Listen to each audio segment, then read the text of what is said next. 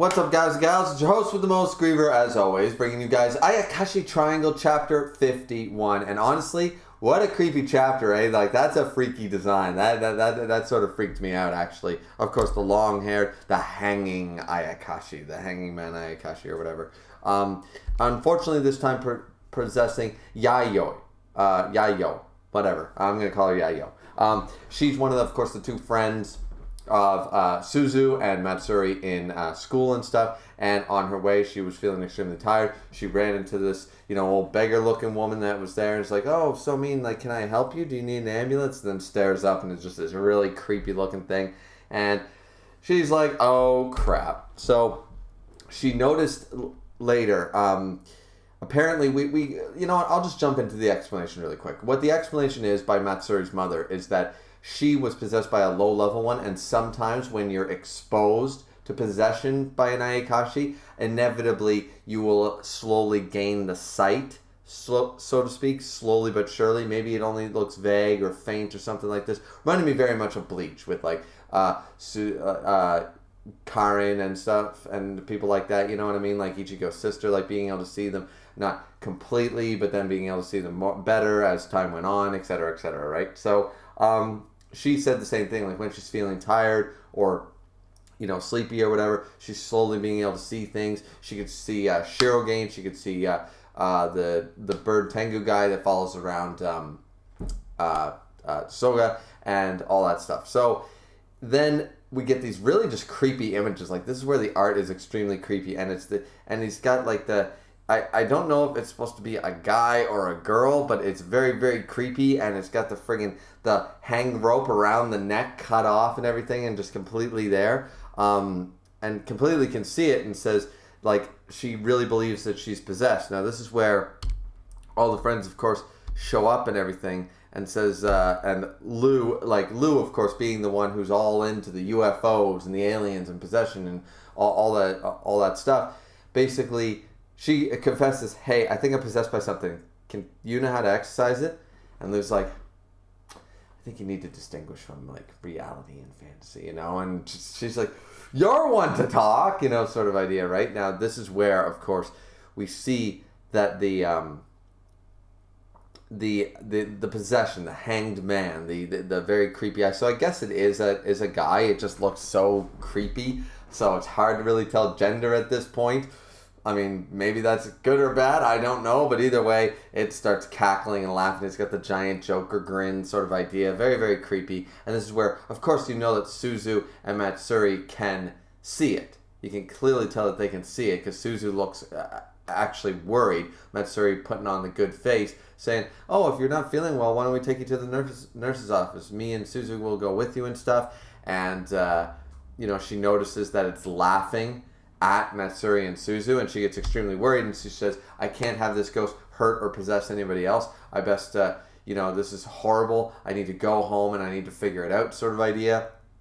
And we meet her two little sisters, sort of idea, her twin sisters, and says, like, everything's going to be okay. She hugs them, everything's going to be okay. And then she decides to do all that. Like, it's sort of supposed to be funny, but if something like that took possession of me, I'd be absolutely fucking terrified. I don't know how she's putting on such a brave face like this. Like, this is insane. So she does all the classic things. She gets the garlic, she gets the crosses, she douses herself in cold water, she has chant, prayer beads, all that stuff, right? And none of it helps, because all of a sudden she's controlled by the hair. And then she's standing on the top rung. Of course, she lives in an apartment complex. Of course, it's, 3-4 stories up. And this is where we finally hear the voice of this evil hangman spirit saying, you're a good girl, Yayoi Toba. So kind and admirable. You deserve to have a good life. It would be so unfair to have it cut short if such a thing were to happen. It'd be hilarious. Drop. It's like, this got freaking dark. No wonder this shit is 18 rated, okay? Not only does this design creep the fuck out of me, but yeah, like, we're seeing, like, a ghost that's trying to kill people and make it look like suicide. That's creepy, you know what I mean? So Then, as I said, with Matsuri's mother, we get the explanation about why she's possessed right now, why she can now all of a sudden start to see spirits and stuff like that, and see Ayakashi, and it's just like, that's usually what happens. Apparently, this thing is called the Kubirei Oni, so the hanging demon. So not necessarily male or female, hard, like we don't actually get that that information exactly, so not really exactly sure whether it's supposed to be male or female. We don't exactly get, not that I really want to look too deep at this thing. It's very creepy. Very, very well done on the art to get that creepy, persona showcased.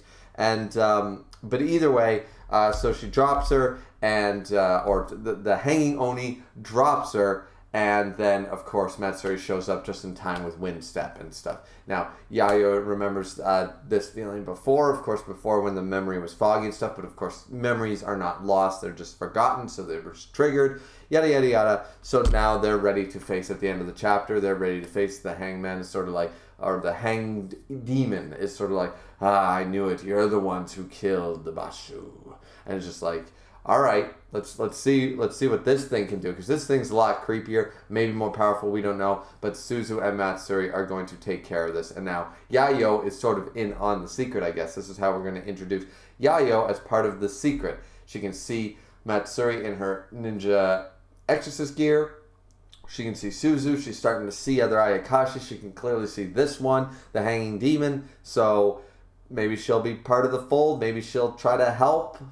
Who knows? I don't exactly know what a regular human, untrained, would be able to help with, but you never know. Maybe that's what they're going with here, that we're going to extend, we're going to increase the cast of people that start to fight the Ayakashi and protect other Ayakashi that need protecting.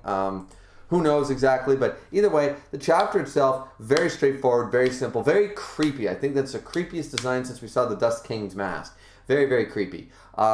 But I hope you guys thought so too. I was like, whoa, oh God, not one of these. Not one of these. These are always creepy looking no matter who draws them. And anyways, I just thought it was about time. I knew we were going to probably see something like this, but it seems like this is going to be our villain of the week for the next chapter 51, 52, and 53. And then we might move on to the one that seemed to be a doppelganger, or potentially is May herself, the previous incarnation of the Ayakashi medium.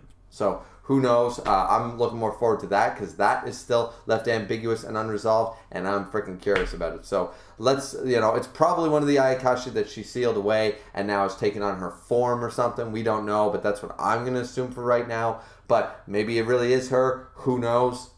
I don't see how it would be, but it's Ayakashi Triangle. A lot of strange things happen in this damn manga. So, all right, sometimes just for the lulz.